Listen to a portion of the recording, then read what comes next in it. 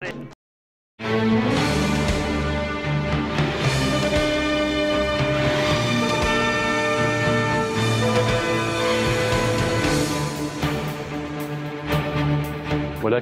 gustaría aprovechar nuestro encuentro para dirigirme a todas las fuerzas e instarles a que se unan en la lucha contra el terrorismo, porque esa es la vía para alcanzar los objetivos políticos fijados por los sirios a través del diálogo y del proceso político.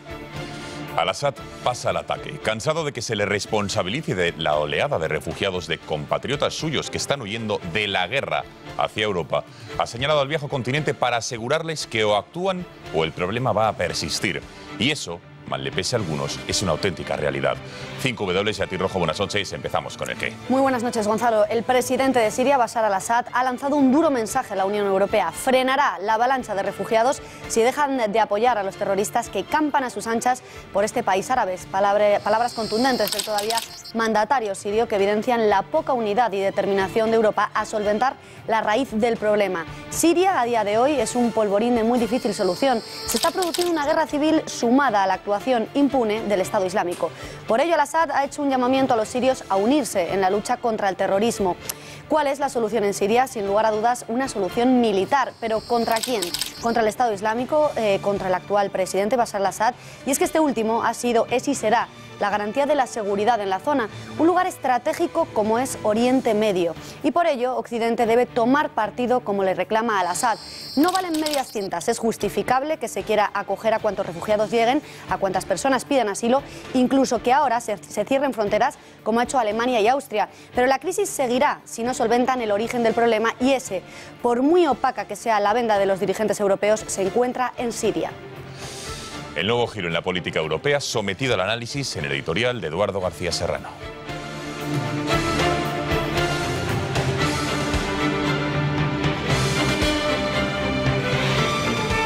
Buenas noches, Gonzalo, Beatriz.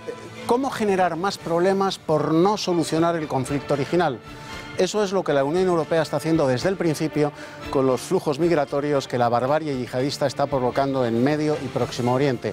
Problemas que en el viejo continente se han incrementado por el efecto llamada provocado por la patética intervención de Juncker en el Parlamento Europeo. Sus palabras solo han conseguido multiplicar el flujo de refugiados sobre unas fronteras que Alemania y Austria ya han cerrado después de haber mantenido 3 días de barra libre para que entren todos los que llegasen. Las naciones que padecen la presión sobre sus fronteras y que solo son territorio de paso para los refugiados no pueden más porque no dan abasto. Las naciones del este de Europa y las repúblicas bálticas se niegan a admitir los cupos de refugiados que les han sido adjudicados y estos siguen llegando sin tasa y sin medida. ¿Qué hacer? Menos aniquilar sobre el terreno al Estado Islámico cualquier cosa, o sea, nada.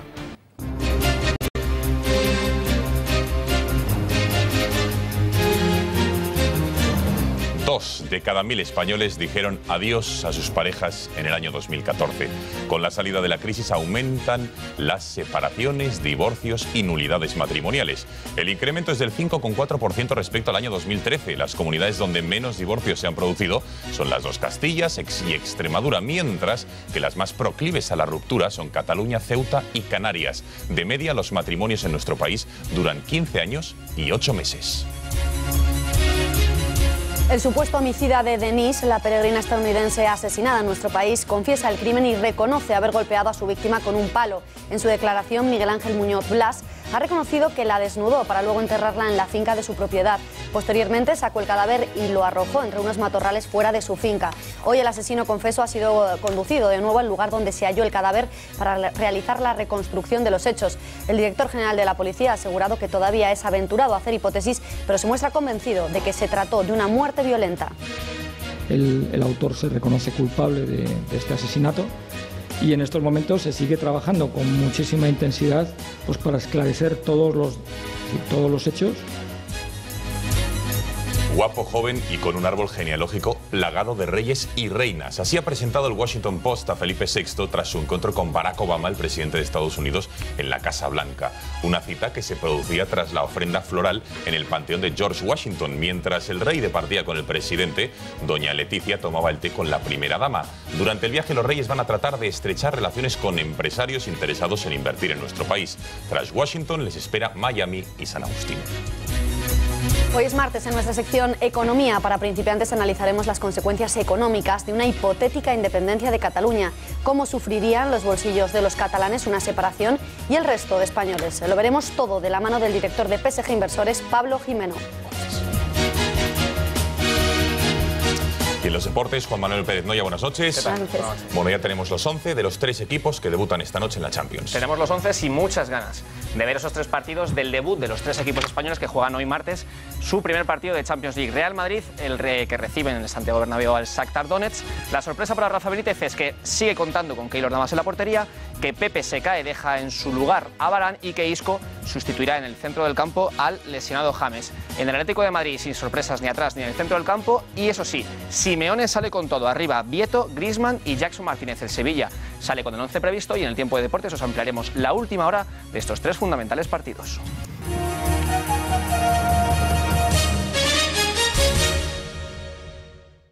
Altercados, tensión, angustia es el resumen de lo que ha acontecido este martes en Tordesillas durante la celebración del tradicional Toro de la Vega, un festejo, recordamos, medieval, que consiste en la persecución de un toro por decenas de picadores o lanceros. Estos siguen a la res hasta intentar alancearla para darle muerte.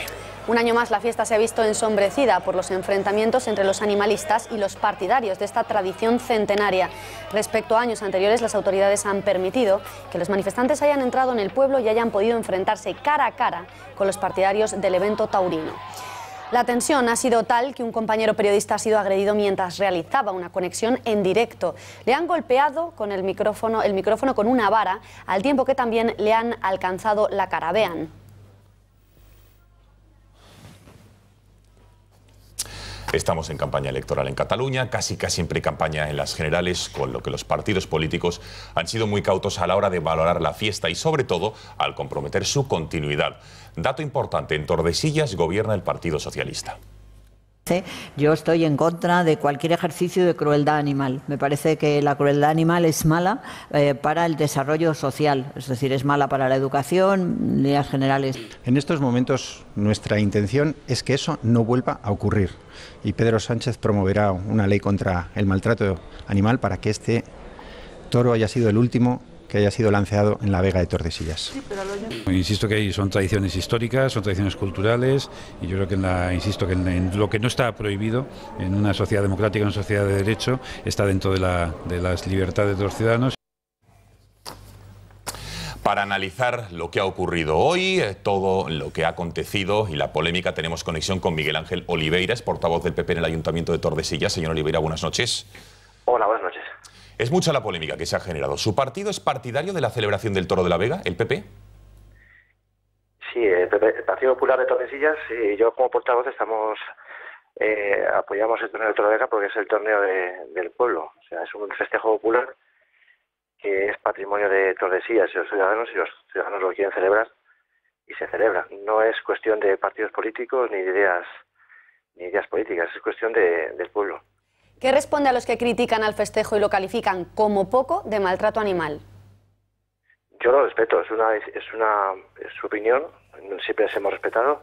Aquí han venido a veces pacíficamente, otras veces no, y siempre les hemos respetado y hemos escuchado.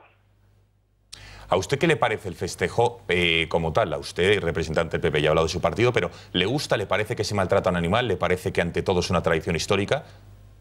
El debate es que para nosotros es tauromaquia, es la esencia de la tauromaquia en el hombre y el toro en el campo, en la arena de la Vega, y es lo que para nosotros significa. Nosotros no disfrutamos con la muerte del toro, el toro se lidia abajo, los lanceros deberían de entrar de frente a él y estar en su terreno.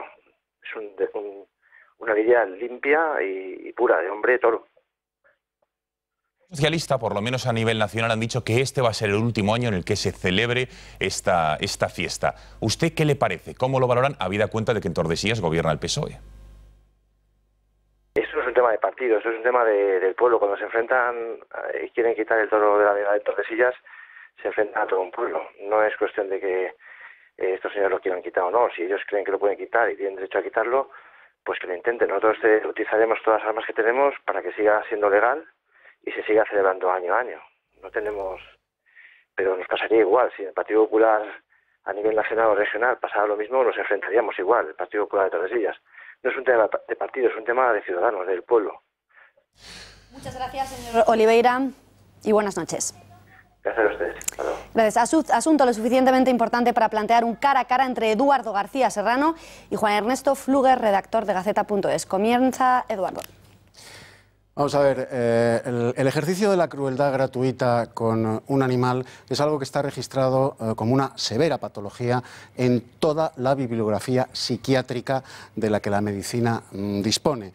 La persecución no de un hombre a un toro en una vega, sino de cientos de hombres armados con toda clase de elementos punzantes contra un solo animal es una atrocidad. A día de hoy, el Toro de la Vega es un espectáculo legal en España. Por lo tanto, no debemos caer en la corrección política que quieren implantar los sectores antitaurinos. En Tordesillas, todo el pueblo está a favor. Respetemos su tradición y dejemos que quien quiera ir vaya, y al que no le guste esa tradición, que no acuda a ese festejo. Querido Juan, no todo lo que es legal es moral. El Toro de la Vega es una inmoralidad amparada por la tradición, en base a que la crueldad debe ser lo tradicional de esa fiesta. Repito que es una barbaridad, es una atrocidad, y los sectores taurinos de este país abominan, muchos de ellos en su inmensa mayoría, del Toro de la Vega. Tantos taurinos como los que lo aborrecen este tipo de espectáculo también disfrutan de espectáculos similares. Además, el tema de que sea una barbaridad, una atrocidad o un espectáculo desagradable es una cuestión subjetiva. Por lo tanto, no objetivicemos en nombre de quienes quieren, en ejercicio de su libertad, acudir a este tipo de eventos.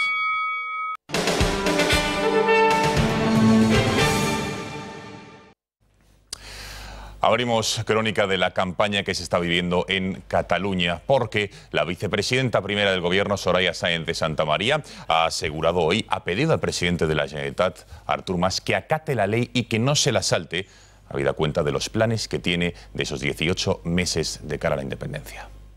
Porque estamos hablando de ingresos públicos que garantizan la igualdad en la prestación de servicios. Y le pedimos a la Generalitat, y en particular a su vicepresidenta, que es quien ha hecho declaraciones, que cumpla y respete las decisiones judiciales. Así es como son las...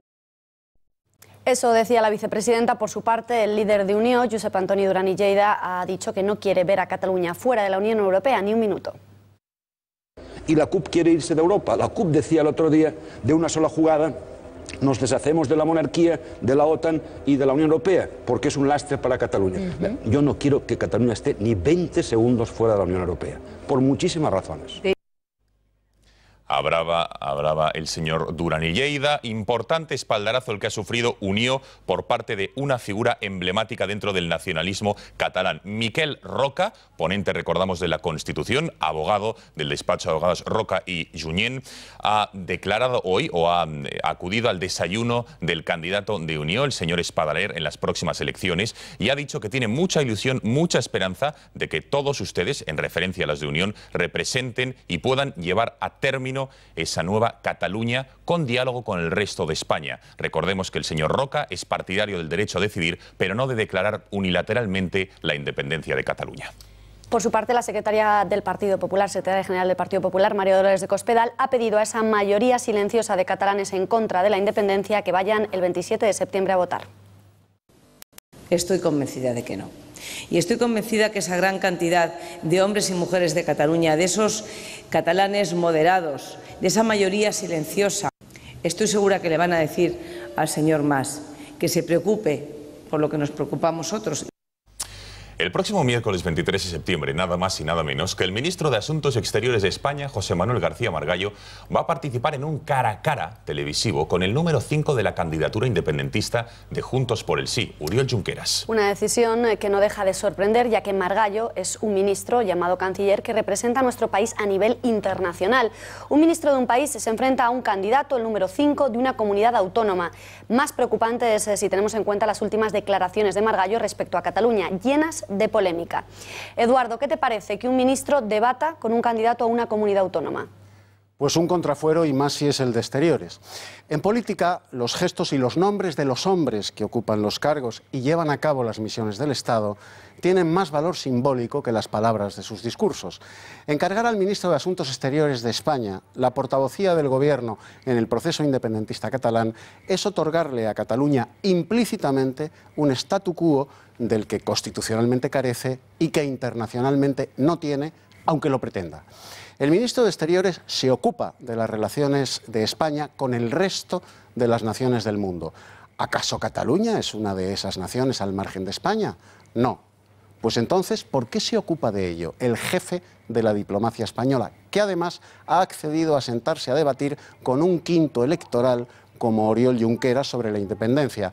Cataluña no es una nación al margen de España, pero ocupándose del proceso secesionista, el ministro de Exteriores es como si fuera una suerte de protectorado de España. Ese es el mensaje implícito en esa torpe decisión del Gobierno. Gracias, Eduardo. El secretario general del PSC, de los socialistas catalanes, se ha referido a las palabras de Artur Mas cuando este comparaba a Pablo Iglesias con José María Aznar. Dice Iceta que quien compare a Iglesias con Aznar es que tiene muy floja memoria. Els que comparen a Pablo Iglesias amb el Felipe González de l'any 82 demostren fluixa memòria, per dir poc. Tiempo de análisis. Ayer Eurico Campano nos desgranaba algunas de las propuestas del programa electoral de esa candidatura unitaria de cara a la independencia. Hoy vamos a hablarles de las contradicciones, incluso entre comillas, mentiras, que nos venden desde el nacionalismo sobre una hipotética independencia de Cataluña. Eurico Campano, buenas noches. Buenas noches, Gonzalo, Beatriz. El libro de Josep Borrell, Los cuentos y las cuentas del nacionalismo, incluye la denuncia de varios tipos de falacias. Primero, por ejemplo, las políticas. Dice el exministro socialista que los independentistas entusiasman en todas partes, mientras que los unionistas, si utilizáramos terminología irlandesa, o los españolistas, mejor dicho aquí, carecen de un relato movilizador. Los secesionistas tienen más entusiasmo y agresividad, sigue diciendo Borrell, frente al silencio de los que se sienten tanto catalanes como españoles. Si hacen falta 2/3 del Parlamento para reformar el estatuto, cambiar la ley de la televisión autonómica, ¿por qué para conseguir la independencia basta tan solo con la mayoría absoluta? Otro tipo de falacias denunciadas son las económicas. Mienten los independentistas, según Josep Borrell, cuando afirman que Cataluña liberaría 16.000 millones anuales porque España les roba. Y los servicios comunes que paga la Administración Central, ¿qué pasa con ellos? Los tendría que pagar una hipotética Administración catalana. Miente Oriol Junqueras cuando dice que se les expolia un 8% anual del PIB y que cada 10 años doblarían su renta per cápita. ¿Serían acaso más ricos que Qatar y Alemania al cabo de 20 o 30 años? Mienten también cuando dicen que por cada beca en Cataluña hay 10 en Madrid. El 98% de las becas las pone el Ministerio de Educación y Ciencia. Y mienten incluso en sus programas electorales porque han llegado a prometer que la salud mejoraría en un 5%, habría menos cáncer y hasta un 50% menos de accidentes de tráfico.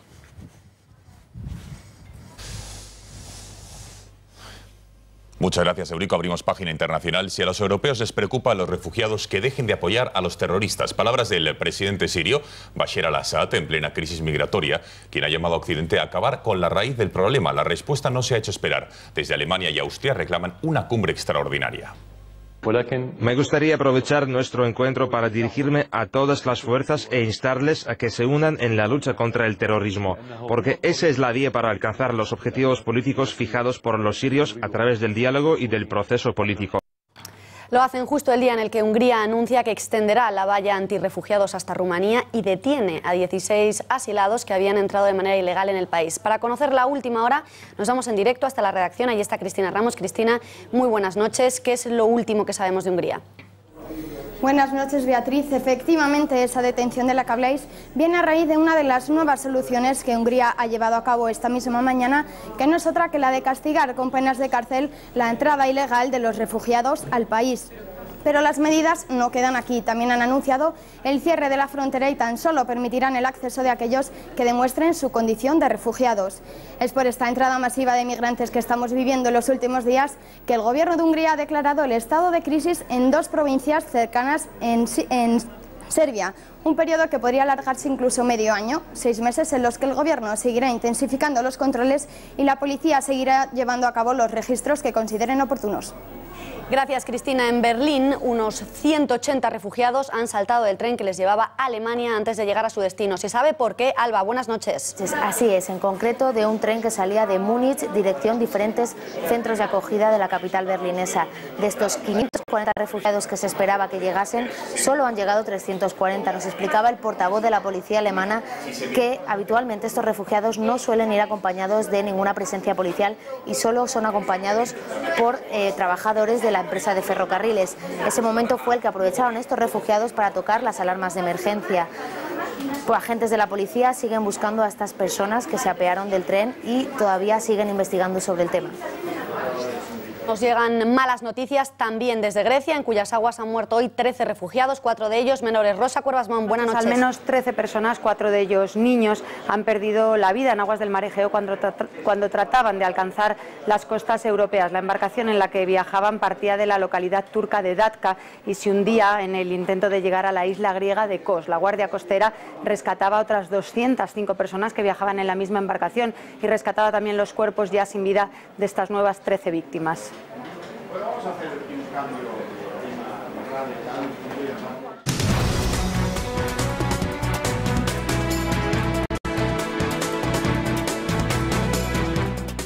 Es martes, tiempo ya para nuestra habitual sección de economía para principiantes con Pablo Jimeno, a quien ya saludamos. Pablo, muy buenas noches. Buenas noches. Muy buenas noches. Gracias por estar con nosotros un martes más. Bueno, hoy vamos a hablar de un tema de, como dirían aquellos, de rabiosa, de candente actualidad, y es la hipotética independencia de Cataluña, cómo afectaría a todo el mundo, a catalanes, a empresarios, al resto de españoles, etcétera. Vamos con la primera cuestión.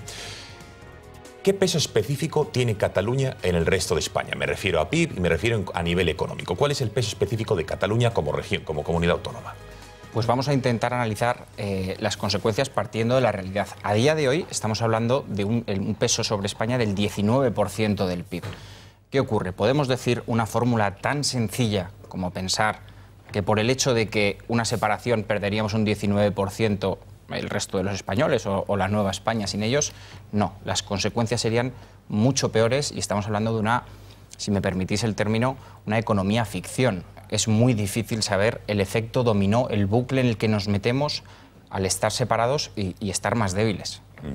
Es cierto, Pablo, como se dice desde sectores nacionalistas, que España roba a Cataluña, y prueba de ello, dicen, es el déficit fiscal que cifran en 15.000 millones, el 8% aproximadamente del PIB, y que según Junqueras esto es lo que pierde Cataluña por culpa de España? Pues rotundamente falso. No, y entonces a los que somos empresarios, a los que llevamos a inversores, a los que traemos a inversión a España, nos irrita de sobremanera que este rumor esté afectando a todos, porque es que nos afecta a España y nos afecta a Europa. Vamos a intentar poner un ejemplo gráfico con datos reales que nos permita saber si eso es real. Por poner un ejemplo, os propongo que vayamos al año 2012. España aportó a las arcas nacionales 11.000 millones de euros de los impuestos que recaudan las comunidades autónomas. De esos 11.000 millones se retroceden el 50% de lo que aporta cada comunidad. Estamos hablando de 5.500 millones de euros que se le devuelven. Bien, quedan otros 5.500 millones por saber dónde están. Pero tenemos que hablar que hay unos 2.000 más o menos que por el Fondo de Suficiencia ya se le devuelven a Cataluña. Quedan ya unos 3.000 o 3.500 que podrían sentirse agredidos, es decir, ¿y esto dónde está? Pero es que, muy importante, nos queda hablar de becas, infraestructuras que se aportan desde el Gobierno central. Hay muchísimo por aportar, por no hablar de un apartado especial que es donde se instalan muchas empresas de nivel nacional y al final acaban recaudando ellos muchos de los productos que se venden en Albacete o León. Entonces, en caso de independencia, hemos dicho que no es una fórmula matemática, de que a España se le quita ese 19% del PIB que representa Cataluña. ¿Tú quién crees que saldría más perjudicada? ¿España sin Cataluña o Cataluña sin el resto de España? Pues mira, como economista, que se preparen, porque esto es malo para todos, que se preparen los catalanes que entienden que esto va a ser bueno. Yo creo que es malo para todos. Entonces, hablar de que porque a ellos les vaya a ir peor, al resto de España nos tiene que aliviar, sería un ejemplo tan gráfico como el alumno que saca un 4 y suspende y dice estoy aliviado porque hay otro que ha sacado un 2. Es decir, no tenemos que conformarnos porque esto nos vaya a suponer unas consecuencias peores. Es malo para las dos partes y terroríficamente un caos, si esto se produjera, yo creo que para Cataluña. Juguemos a los hechos consumados. Imaginemos que Mas y sus aliados consiguen sus propósitos. ¿Qué cambios experimentaría la relación de Cataluña con la Unión Europea? Bueno, pues tenemos que hablar de las principales consecuencias políticas y analizaremos luego qué supone económicamente. Que es primero lo político, de acuerdo. Vamos a lo político. Lo primero sería una salida del euro y del Banco Central Europeo, que tenemos que analizar lo que ello implica, porque dicho así muy corto, bueno, una salida del euro es que el efecto dominó que suponen todas las variables macro de un país son muy fuertes.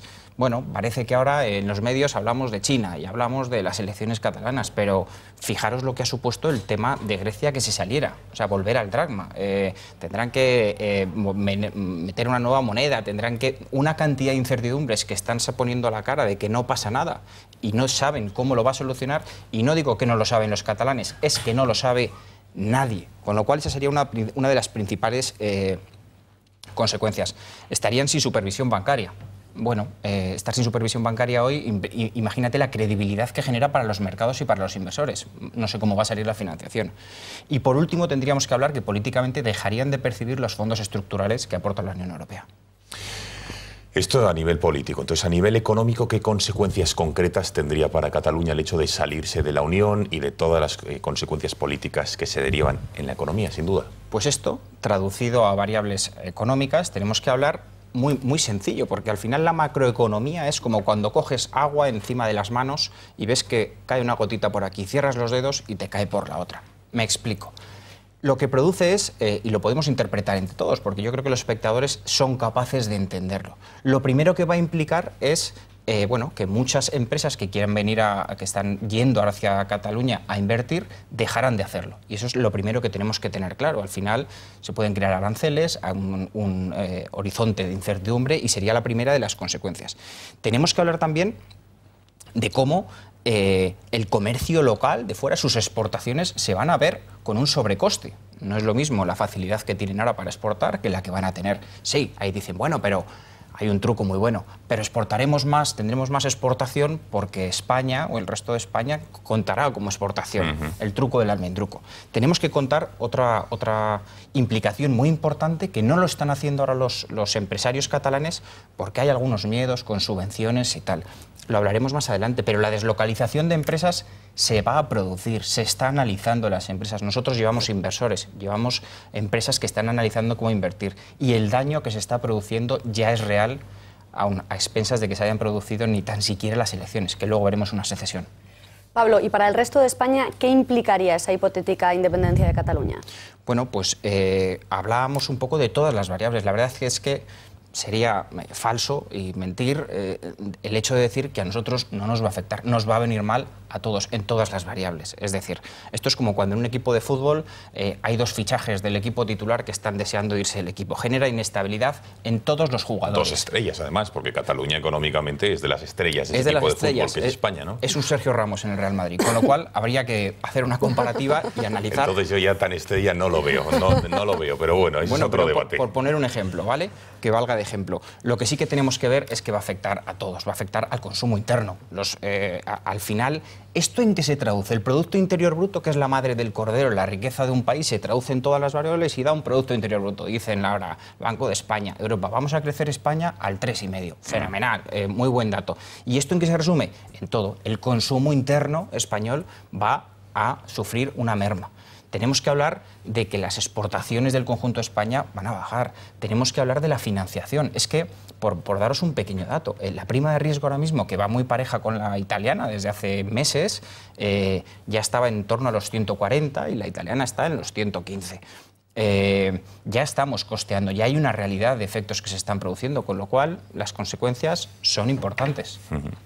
Bueno, entonces, ha hablado usted o has hablado de que asesoras a inversores potenciales a nuestro país, pero para la gente que ya tiene empresas radicadas en Cataluña, con su sede social allí o no, o que vende allí, ¿qué le recomendarían que hicieran en el supuesto de que finalmente Artur Mas sigue con este plan de declarar unilateralmente la independencia? ¿Que se quedasen o que se viniesen al resto de España? Bueno, pues van a tener que medirlo muy bien, por entender algunas empresas que lo están sufriendo y lo están padeciendo. Podemos hablar, por ejemplo, un caso concreto sería el caso de, pues, por ejemplo, CaixaBank. que tiene sus oficinas, a ver cómo se articula un banco, teniendo la sede central en Cataluña, para poder funcionar con unas medidas que implicarían eso. Es que, a ver cómo se financia, tienen que estar temblando, y te estoy hablando de un banco, pero te estoy hablando de muchas empresas, con lo cual, ante la pregunta que me haces de qué consejo les damos, el consejo que damos es, desde los que somos empresarios y que tenemos intereses y al final que todos nos afecta, es por favor que la sensatez predomine, porque van a ser muchas las consecuencias imprevisibles y muchas las empresas que van a tener que moverse de un lado a otro. Pablo, de momento no ha ocurrido nada más allá de amenazas, incumplimientos de la ley por parte de la Generalitat, pero ¿cómo está afectando ya estas amenazas, este clima absoluto de tensión a la economía de nuestro país? Pues bueno, parece que este es un problema que tenemos solo los españoles y que cuando sale un campo de fútbol con un cartel, es política y que nos afecta solo a la riqueza que tenemos. Pero desde mi punto de vista, me decías en la pregunta que ¿está afectando o no está afectando ya la incertidumbre? Bueno, desde mi punto de vista creo que afectan todavía más la incertidumbre que hay con las generales que con las catalanas, porque las elecciones catalanas veremos lo que supone, si supone el camino que dicen que va a tener. Pero lo que sí que tenemos que tener claro es que desde ya nos está perjudicando. Estamos hablando como fondos de inversión han retirado capitales después de que habían entrado cerca de 80.000 millones de inversión a España, se están retirando de fondos, están sufriendo ya las empresas de financiación con inversión. La prima de riesgo, que es un punto del que hablábamos con anterioridad, ya está dando picos. La volatilidad en los mercados es que no es bueno para nadie. Se están parando inversiones, con lo cual desde ya hay efectos y desde ya habría que tomar medidas desde la cordura por el bien de todos. Pues estaremos atentos a qué es lo que ocurre en Cataluña, también en esas generales y los efectos en la economía. Pablo Jiménez, un martes más, muchísimas gracias por haber encantado de estado aquí. Buenas Igualmente. Noches.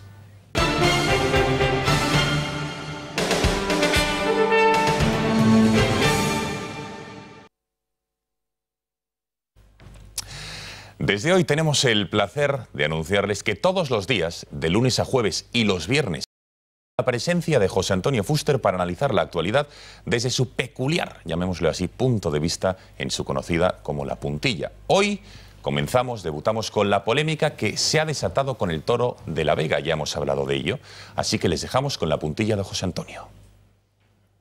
Yo en estos asuntos sigo al pie de la letra los sabios consejos de mi suegro. Los cuernos, cuanto más lejos, mejor.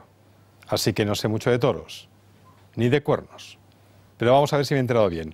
Un alcalde socialista defiende una tradición prohibida por Franco que pasa por el hecho cultural de que 400 mozos matan a lanzadas a un toro que hasta el momento había vivido bastante bien, según asegura la periodista Mariló Montero. A esta prohibición franquista se opone la democracia liberal en la que nos asentamos y que rescata por voluntad popular, lo de la mayoría que dicen los catalanes, el hecho cultural de matar a un toro que hasta el momento había vivido bastante bien dentro de sus posibilidades. Entonces la Guardia Civil se despliega para proteger a los animalistas franquistas que tienen miedo de los defensores de la fiesta de democracia, mientras el alcalde socialista y Mariló Montero dicen que el toro tuvo muy buena vida hasta que lo mataron y que, chico, con carne comemos todos, salvo el secretario general de los socialistas que quiere prohibirlo todo como buen franquista. Pedro Sánchez es franquista. Esto es un sin Dios. Basta, por favor, basta. Volvamos a hablar de las cosas sencillas, como la reforma fiscal, o si hay que mandar tropas a Siria, o si aplicamos el artículo 155, o si 68 diputados bastan para llenar una cárcel. Lo del toro de la Vega, si no les importa, yo me lo voy estudiando, y por estas que son cruces, lo tratamos el año que viene. Palabrita.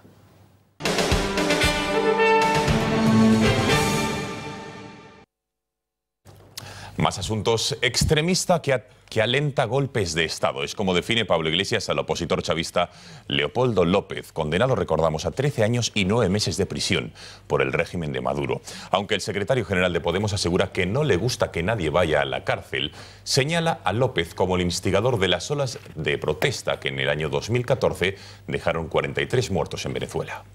Hay muchísimos errores por parte de la oposición. Yo creo que el señor López está bien que defienda sus ideas y fíjese que se trata de un extremista. Esto no lo digo yo y lo dice el gobierno, lo dice la oposición moderada venezolana. Pregunte al señor Capriles lo que piensa del señor López.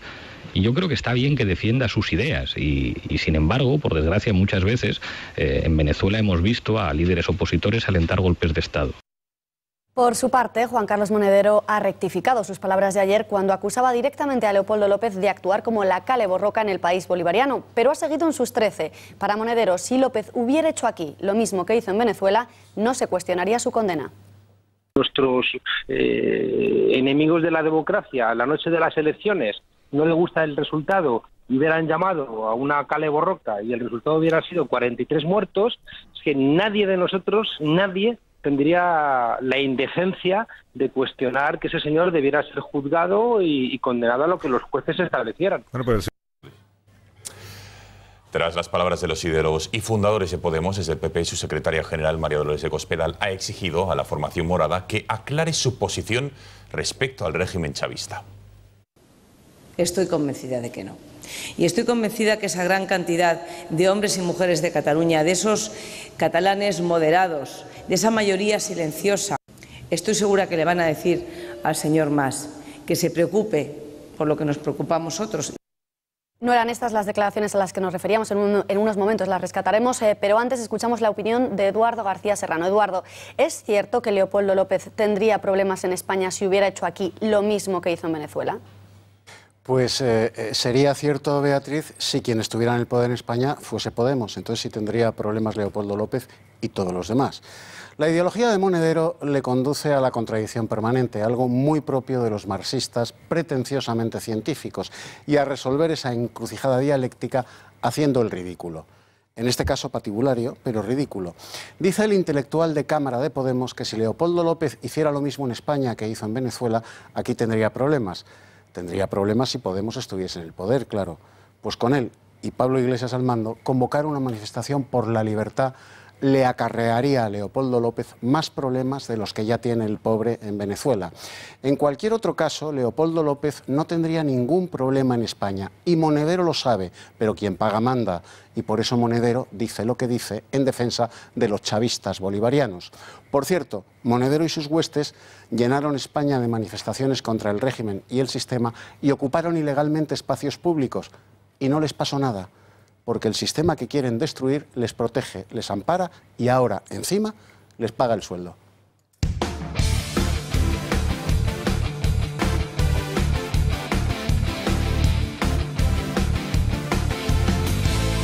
En los deportes, Juan Manuel, buenas noches de nuevo. ¿Qué tal? Buenas noches. Qué nervios, que en unos minutos comienza la Champions, debuta el Madrid, el Atleti y el Sevilla. Y el Sevilla, 3 de los 5 equipos españoles clasificados para esta edición de la Champions. Antes, en el sumario, ya os hemos dicho el 11 titular de los 3 equipos y ahora vamos a ampliar información acerca del Real Madrid. Uno de los que no podrá estar en apenas unos minutos en el Santiago Bernabéu es James Rodríguez, que sigue recuperándose de esa lesión que se produjo con su selección, con Colombia. Ahí estamos viendo esta foto que ha colgado en Instagram hace apenas unos minutos, entrenando el colombiano para volver ante ese partido decisivo el 4 de octubre del Calderón. Día a día, fe ha sido el mensaje de James. Otro que tampoco estará, en este caso es suplente por decisión técnica, juega Varane por delante de él, es Pepe. El central brasileño, el central portugués, ha colgado este vídeo en el que se le pueden ver con diferentes looks, diferentes imágenes. No sabemos cuál es el que preferiría la audiencia. Lo pueden ver completo en puntopelota.es, porque la verdad es que no tiene desperdicio. El otro equipo de Madrid, el Atlético, en este caso está en Estambul, juega fuera, en el Elisa Millén, este estadio que estamos viendo justo ahora. Para muchos es el infierno turco, un estadio en el que 30.000 ultras del Galatasaray alientan sin parar durante todo el partido. Ayer entrenó el Atlético de Madrid, ya conoce esas instalaciones y en apenas unos minutos saldrá a jugar a ese infierno con Siqueira en el lateral izquierdo, sustituyendo a Filipe Luis. El que no juega hoy, sino mañana, es el Fútbol Club Barcelona. Ese partido que juega mañana el Barça será el número 100 de Messi en Champions League. El argentino ha posado con esta camiseta para un reportaje para el Mundo Deportivo, ha firmado esta camiseta y ha manifestado lo contento que está al cumplir esta redonda cifra al alcance de muy pocos elegidos. Precisamente lo que estamos viendo justo ahora, vamos a verlo justo ahora a continuación, son las imágenes del debut de Leo Messi hace ya unos cuantos años. Después de ese partido vinieron exhibiciones en 2004, en 2005, hasta ser fundamental en las 3 finales que ha ganado con el FC Barcelona, por ejemplo con este gol ante el Manchester United. Así que estaremos muy pendientes de Messi, que puede ampliar sus goles y por tanto el récord que tiene como máximo goleador en la historia de la Champions League. La admiración por Messi en Roma es tal que al bajarse del avión, estos 2 policías italianos, estos 2 carabinieri, han decidido hacerse un selfie, se han saltado el protocolo y el sistema de seguridad para hacerse un selfie con su ídolo. Vamos a ver justo precisamente esa llegada a Roma de Luis Enrique, el entrenador del Barça, fue entrenador de la Roma.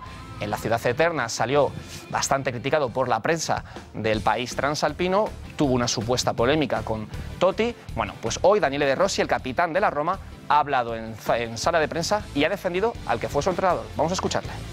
Está cierto que no tuvo el respaldo de ustedes, de la prensa, quizás porque no teníais intereses como para respaldarlo, y al final demostró su valor, demostró que no era el tonto que aquí queríais describirlo, y bueno, y sobre todo es un buen tío. Bueno, otro que también ha llegado a Roma es Gerard Piqué, tiene una sanción, no puede jugar en Liga después de insultar a un linier, pero en Champions League sí que puede jugar. Del Bosque acaba de hablar al respecto de su polémica, los pitos recibidos por la selección y, oh, sorpresa, ha vuelto a defender al central del Barça.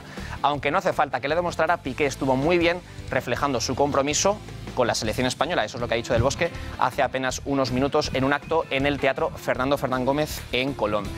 Nos vamos con una noticia a continuación bastante trágica, la noticia más dura del día. Al menos 7 alpinistas han muerto en los Alpes franceses, concretamente en el pico Ewins, a 4.000 metros de altitud. Es un macizo bastante frecuentado por aficionados y de momento las autoridades francesas no han dicho la nacionalidad de esos 7 fallecidos. Pues desde luego un abrazo enorme y toda nuestra solidaridad con las familias de los fallecidos. Juan Manuel, muchísimas gracias. Muchas gracias. Y nos vemos en Punto Pelota. Eso es. En apenas 15 minutos, claro. Bueno, nos vemos no, en ya. apenas nada, en apenas 3 apenas minutos. 3 minutos. A menos cuarto, a las 9 menos cuarto, desde las 9 menos cuarto hasta las 10, Punto Pelota. Y a las 10 tienen una cita, como todos los días, con el Gato al Agua. Gracias. Muchísimas gracias por su confianza. Ya lo saben, la información vuelve mañana puntualmente a las 8 de la tarde. Que tengan una muy buena noche. Hasta mañana.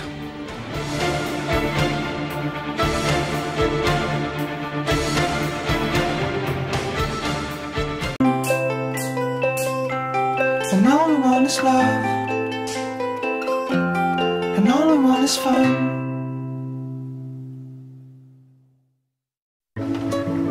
Me llamo Belén y mi charcutería es mi segunda casa. Y de una casa a otra me llevo lo que me gusta. Hoy, un jamón cocido que nos encanta por su sabor. Es natural, artesano.